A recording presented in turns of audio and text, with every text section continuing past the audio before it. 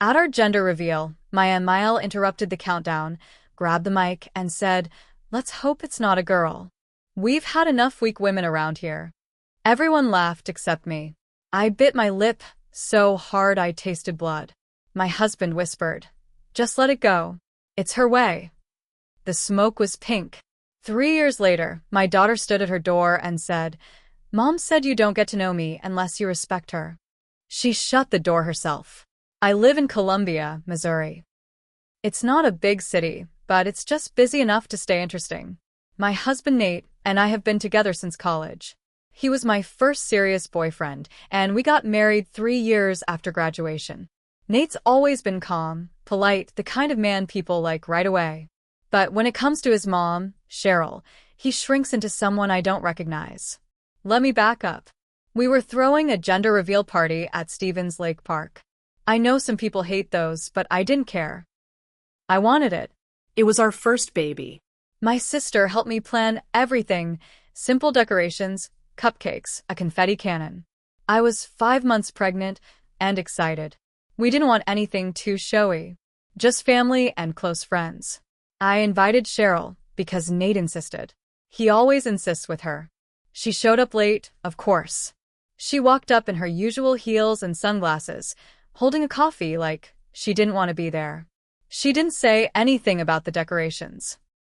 Didn't ask how I was feeling. Just said, "This is a lot for something that used to be private." I smiled and ignored her. My family mingled. Her side mostly stood around stiff. Nate tried to keep things light, bouncing between groups. Then we got everyone gathered for the big moment. My sister grabbed the mic to start the countdown. We had the confetti cannon ready to go. Everyone was standing close, smiling, holding phones up. 3, 2. That's when Cheryl walked right up, reached out, and took the mic out of my sister's hand. I froze. She looked around, half smiling like she was making a toast, and said loud and clear, "Let's hope it's not a girl. We've had enough weak women around here." I swear to God, the air went still. Then I heard laughter. Nate's sisters were laughing. His dad, too. Even a couple of cousins. I just stood there. My throat tightened. My hand clenched the little string on the cannon. I didn't look at anyone. I didn't speak. I pulled the string. The smoke burst out in a bright, soft pink. People cheered. Nate smiled. He hugged me. Cheryl clapped with fake excitement and muttered, "Well, it is what it is." I smiled for the pictures. My hands were shaking. My lip was bleeding. I had bit it so hard trying not to cry or scream or throw the cannon in her face. Later, while we were alone packing up, I finally asked Nate, "Did you hear what she said?" He sighed. "Yeah." "And?" "She didn't mean it like that," he said. "Just let it go. It's her way." Her way. That line stayed with me more than her insult. It's her way. Like that made it okay. That was 3 years ago. My daughter, Ellie, just turned 3 last month. She's everything to me. Smart, strong, stubborn in the best way. I've tried to raise her to speak her mind. I don't want her to grow up like I did, biting her tongue, smiling when people step on her. Cheryl hasn't changed. She still throws passive jabs. Still talks over me at family dinners. Still acts like I'm too soft. She calls Ellie a handful, which she means as a dig. "You let her talk too much," she says. "You're raising her like a boy." I've swallowed it all. Every insult. Every smirk. I've done it for Nate. For peace. But Ellie, she sees more than I thought she did. A few weeks ago, Cheryl called, demanding to take Ellie for the day. No asking. Just told me she was coming. I said no. She showed up anyway. When I opened the door, Ellie was standing behind me. Cheryl gave me that smile, the one that means she's about to challenge me. "I'm here to pick her up," she said. I said, calm but firm, "No, not today." Cheryl crossed her arms. "Why not? She loves her grandma." Ellie stepped up beside me. She looked at Cheryl dead in the eyes and said, "Mom said you don't get to know me unless you respect her." Then she shut the door. She shut it herself. I stood there in shock. My 3-year-old daughter had done what I couldn't. Cheryl stood outside, stunned. I could see it on her face. I didn't say a word. I just stood behind my daughter and let that door stay closed. And for the first time in 3 years, I didn't feel weak. We met in Asheville, North Carolina. He was funny and confident. I was tired but driven. I was working full-time as a dental assistant and taking night classes to finish my nursing degree. He was in tech sales, good at talking people into things. That's what first drew me to him. He could sell anything, even dreams. At first, things felt easy. He brought me coffee when I was up studying. He showed up with takeout when I had no time to cook. His smile made the long days feel worth it. When I passed my boards and got hired at the hospital, he took me out and said, "We're going to build a real life together." We got married the year after. A small ceremony at his parents' church.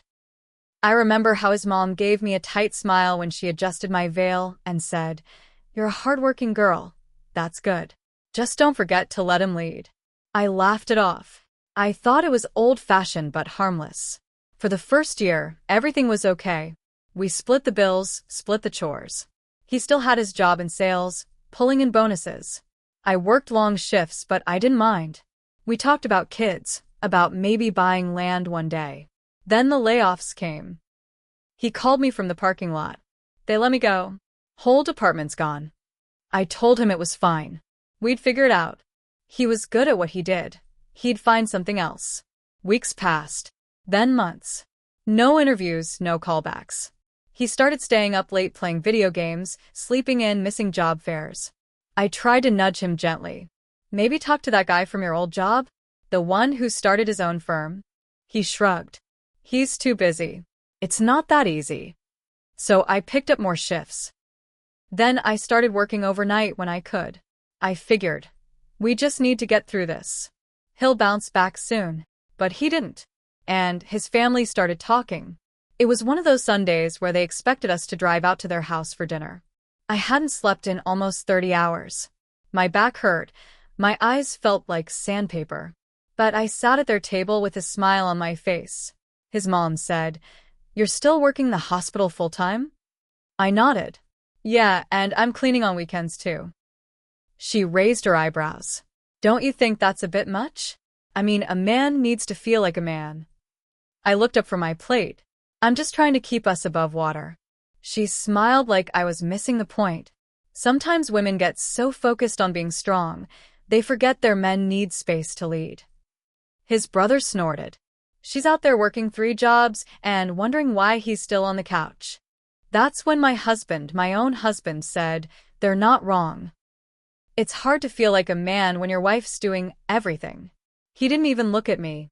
Just kept cutting into his chicken like he hadn't just stabbed me in the gut. I didn't cry. I didn't yell. I waited until we got home, then I went straight to the shower. Let the water run hot over my face, so I wouldn't scream. The next morning I got up before him.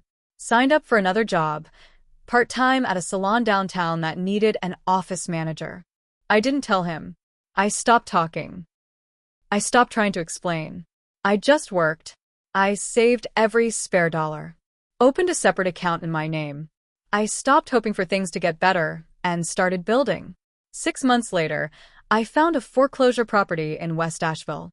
It was ugly, needed everything, but the price was low. I bought it in my name through an LLC.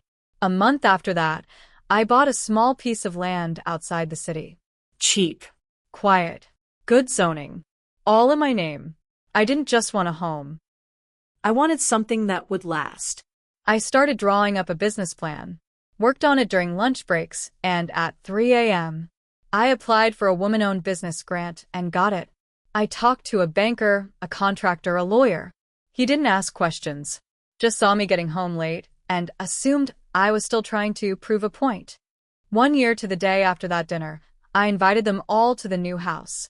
I told them we were having a little get-together. "Come see what we've been working on," I said. They showed up in his dad's truck. His mom had that same pie she always brought. His brother brought a 6-pack. When they walked in, it was like walking into a whole new world. Hardwood floors. New appliances. Bright windows. "This is yours?" his mom asked, looking around. I nodded. "Yep." On the wall near the front door was the mortgage document. My name. Next to it, the land title. My name. The business license framed. My name. I watched their eyes move from paper to paper. No one said a word. I didn't offer an explanation. I didn't need to. This way, I said, leading them to the home office. My desk sat against the far wall. Certificates lined the shelves.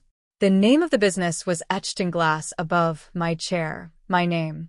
His brother whistled low. His mom just stared. Later that night, after they left, he sat on the edge of the bed. You did all that without telling me? I tried telling you, I said. You were too busy feeling sorry for yourself. He looked like he wanted to argue, but he didn't. We're still living in the same house. But things aren't the same. Not even close. And I'm not done. Part 2, the fallout and the fire inside after Ellie shut that door. I stood in silence for a long time. She ran off to her toys like nothing had happened. Meanwhile, I was still frozen, one hand on the doorknob, staring at the wood like it might burst into flames.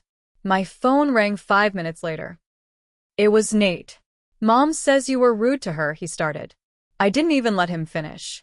Did she tell you what Ellie said? He paused. She said you told Ellie not to like her. No, I said. I told Ellie that people who disrespect others don't get to be close to us. Ellie took it from there. He didn't say anything.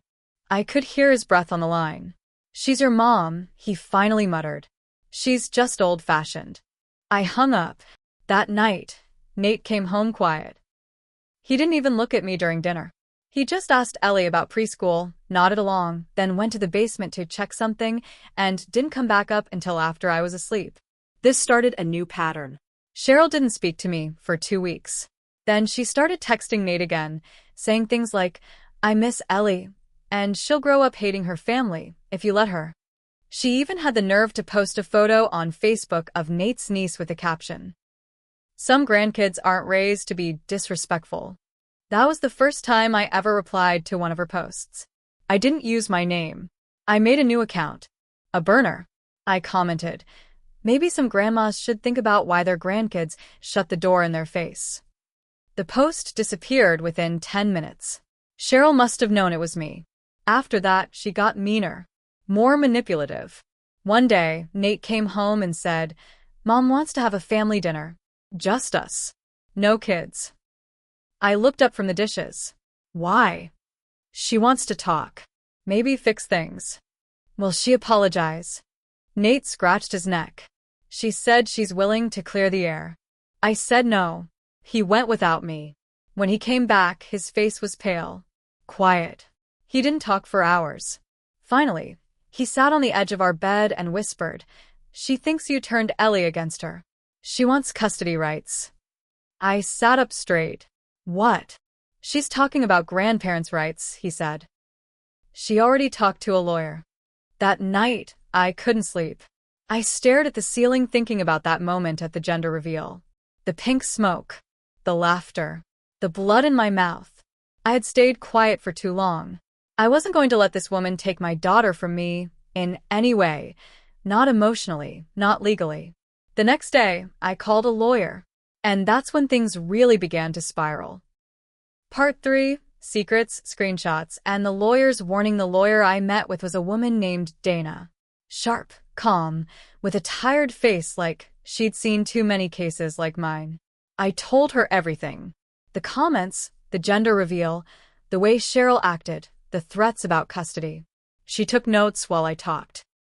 At the end, she looked at me and said, Missouri does allow grandparents to file for visitation if the child's parents are divorced, or one is dead, or if the child has lived with the grandparent. None of those apply. So she can't do anything? She can try, Dana said. But if she has any record that makes you look unstable, neglectful, or controlling, she might convince a court to open a case. My stomach dropped. She said I'm turning my daughter against her. Dana raised an eyebrow. Do you have proof of her behavior? I thought back to everything. No. Not really. I had memories. Maybe some texts. That was it. Start saving everything, Dana said. Every message, every voicemail. And stop communicating verbally. Text only. So I did. Every text, every snide comment, every passive-aggressive post. I screenshotted everything. That's when I found something. One night, I was scrolling through Cheryl's old posts on her Facebook, looking for anything useful. When I found a photo from my baby shower, I didn't even know she'd taken one. It was a group shot, and under it, in the comments, one of her friends had written, "You must be so excited. Do you hope it's a boy?" Cheryl had replied, "God, yes. Hopefully, he marries someone stronger than this one. I've already got a name in mind if it's a girl." Disappointment. That comment was a year old. I had never seen it. I saved it. My hands were shaking. A few days later, I got a text from her, "Cheryl, you're poisoning my granddaughter against me. Don't think you'll win. Nate is still my son." Me. "I have every message you've sent. Be careful." She didn't reply, but I noticed her Facebook suddenly went private. Then came the twist I didn't expect. One night, Nate was in the shower. His phone lit up. I don't usually check it, but I felt something in my gut. I opened his texts. There were messages from Cheryl, but not just from her. There was a group chat. Nate, Cheryl, and his sister Dana. The same one who laughed at the gender reveal. Messages like, "Cheryl, she's isolating him." Classic emotional abuse. Dana, his sister, she's always playing victim. "I can't believe he married her." Cheryl, "We need to talk to a lawyer and push for visitation. I'm not losing Ellie to this manipulator." I took screenshots of everything. Sent them to myself. Printed them. Saved them to a drive. When Nate came out of the shower, I was sitting on the bed holding his phone. I didn't yell. I didn't cry. I just said, "You lied to me. You let them plan this behind my back." He stood frozen, dripping wet in a towel, looking at me like a ghost had touched him. "I didn't think they'd actually do anything," he stammered. "They were just venting." Venting? I held up the printouts. "This isn't venting. This is a plan." He tried to take the papers from me. I pulled them back. "I'm done protecting your mom. I'm done pretending she's just old-fashioned. This ends now." He didn't argue. He just sat down on the edge of the bed, silent, defeated. For the next few weeks, we barely spoke. But behind the silence, a storm was building. And Cheryl was about to feel every drop of it. Part 4, the end of pretending. After I found those texts, I gave Nate a choice. I told him flat out, "You go no contact with your mom and sister, or I file for full custody of Ellie." He didn't answer right away. Instead, he moved into the guest room. We lived like strangers for 3 weeks. He barely saw Ellie. I stopped waiting for him to make the right choice. I started making moves of my own. First, I filed a cease and desist letter through my lawyer, directed at Cheryl. The letter spelled it out in plain English. She was to stop contacting me, making threats, or trying to turn my husband against me. Any more harassment, and we'd file for a restraining order. Then I went to Ellie's preschool and updated her emergency contacts. I removed Cheryl's name completely. Told the school she wasn't allowed to pick Ellie up under any circumstance. The school director nodded and said, "Good. That woman gives off a weird vibe." That told me everything I needed to know. Then came the day I found the folder. It was on Nate's computer. I wasn't snooping, he left it open. A folder on the desktop titled, "Evidence, Custody Case." I clicked it. Inside were photos of me, from over the last year. Sleeping on the couch. Crying in the kitchen. Yelling, taken through the door. He'd clearly recorded me. Notes. Dates. Even a document labeled Ellie, Behavioral Concerns. It hit me like a punch to the gut. My own husband was building a case. I took a deep breath. Took screenshots. Sent them to my lawyer. That night, I didn't say a word. I just waited for him to come home. He walked in like nothing was wrong. "Hey," he said. "Want me to grab dinner?" I handed him the manila envelope. "You left your computer open." He looked down. Saw my handwriting on the label. Realized I knew. His face turned white. He opened it. Looked through the screenshots. The printouts. I was scared, he said. They said you'd leave with her. I didn't know what else to do. I wasn't the one trying to rip her from her family, I said. That was you. I filed for separation the next day. I kept the house. I kept Ellie. My lawyer was sharp, aggressive, and had the receipts. Between Cheryl's toxic messages and Nate's secret folder, they didn't stand a chance. Cheryl tried to play the victim in court. Said I was alienating the family. Cried crocodile tears about just wanting to be a grandma. My lawyer played the Facebook comment, the mic grab video, the screenshots of her messages. The judge looked at her and said, "You're lucky she's not suing you for harassment." Nate didn't even speak during most of it. He looked like a shell of the man I once knew. In the end, Cheryl was barred from contacting Ellie. No visits. No calls. Nothing. The judge said if she tried to go around it, we'd press charges. Nate got supervised visitation once a month. That was it. It's been 9 months. Ellie and I are doing fine. We live quiet now. No more forced holidays. No more fake smiles. She still remembers the day she shut that door. Sometimes she asks, "Is Grandma still mad?" I always say the same thing. That's not our problem anymore. As for Nate, he sends cards.